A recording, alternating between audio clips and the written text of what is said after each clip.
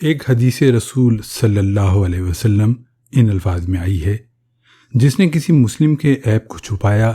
تو اللہ اس کے عیب کو چھپائے گا دنیا میں اور آخرت میں۔ اس حدیث میں اس بات کی ممانعت کی گئی ہے کہ کسی کے عیب کو اس کی بدنامی کے لیے استعمال کیا جائے،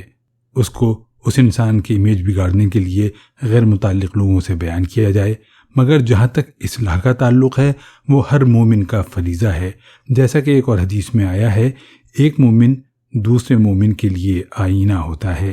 اس حدیث کا مطلب یہ نہیں کہ کسی کے عیب کو چھپا دیا جائے، بلکہ اس کا مطلب یہ ہے کہ عیب کو خود عیب والے شخص سے ہمدردی کے انداز میں بتایا جائے۔ آدمی کی امیج کو بگاڑنے کے لیے غیر متعلق لوگوں سے اس کو بیان کرنا ایک ناجائز فعل ہے۔ اگر آپ کو کسی شخص کا عیب معلوم ہو تو آپ کے لیے دو میں سے ایک کا اختیار ہے، یا تو اس کو اپنے دل میں رکھیں، کسی سے اس کو بیان نہ کریں، یا متعلق شخص سے ملیں اور ہمدردی اور اصلاح کے جذبے کے تحت اس کو بتائیں۔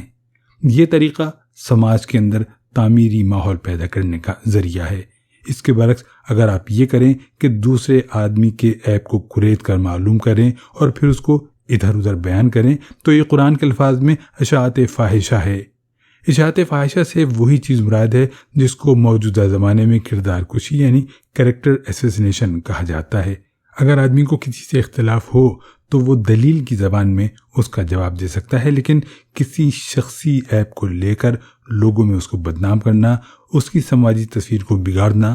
منافقت کی پہچان ہے۔